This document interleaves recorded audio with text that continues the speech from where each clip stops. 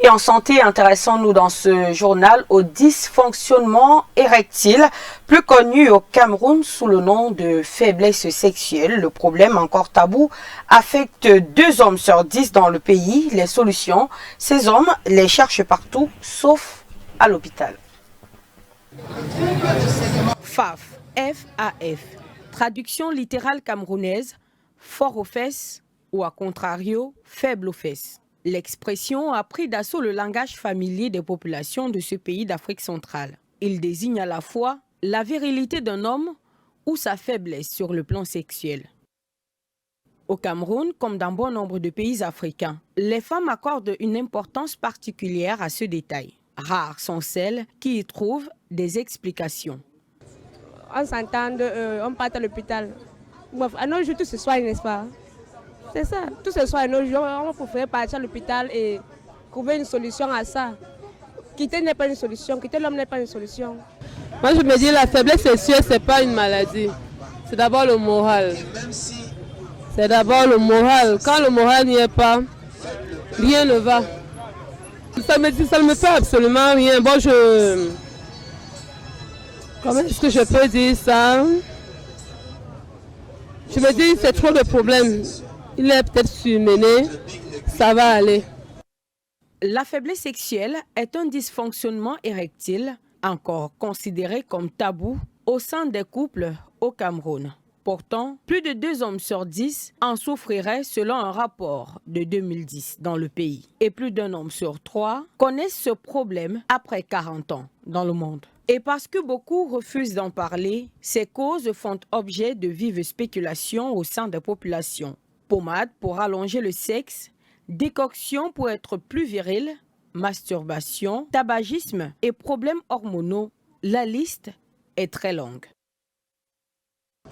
Nous sommes de 6 heures à minuit sur la moto. Donc, c'est ça qui nous cause à ce qu'on arrive à la maison, on n'arrive même plus à faire le rapport sexuel très bien.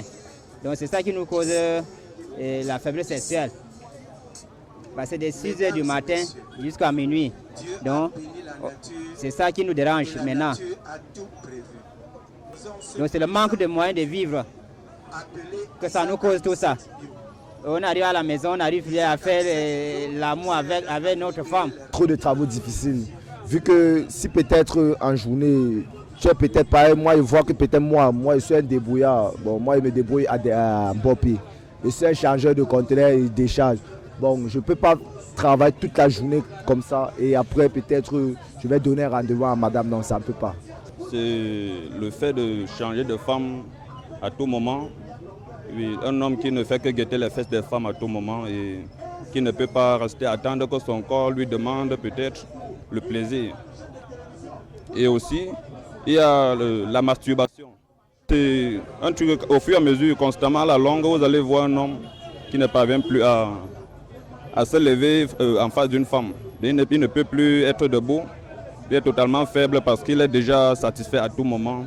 Il se masturbe et tout et tout.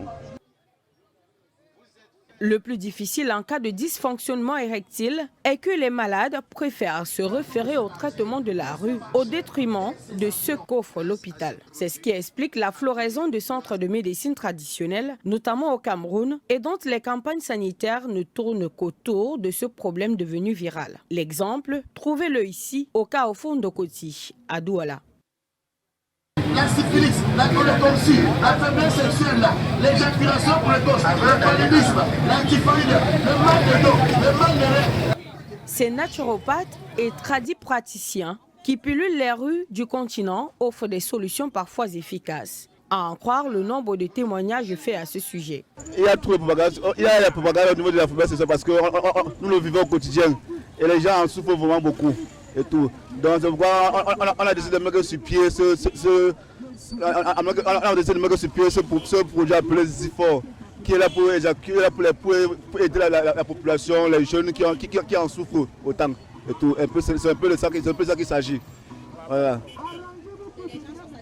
Oui, ils sont vraiment satisfaits. Vraiment satisfaits parce que ça résout vraiment les problèmes de fatigue générale, mal de rein, ça rend vraiment l'homme viril. Une fois dans leur clinique, c'est une panoplie de breuvages faits à base d'écorces et de plantes naturelles qui leur sont proposés. Pour ceux qui ne le savent pas, les excitants, encore les jeunes, il y a des noms des excitants qui sont connus en Afrique. Oui, c'est devenu la mode, sans savoir que c'est une cause qui détruit la santé de l'homme. Quand vous arrivez, un jeune arrive à la clinique, j'ai 22 ans, j'ai la faiblesse sexuelle. Mais où va le monde? Où va le monde? À 22 ans, tu as la faiblesse sexuelle. Ces excitants que tu prends aujourd'hui, ça se lève. Demain, tu prends. Après-demain, tu vas dépendre de ça. Et à un niveau, tu prends même cela, ça ne se lève plus.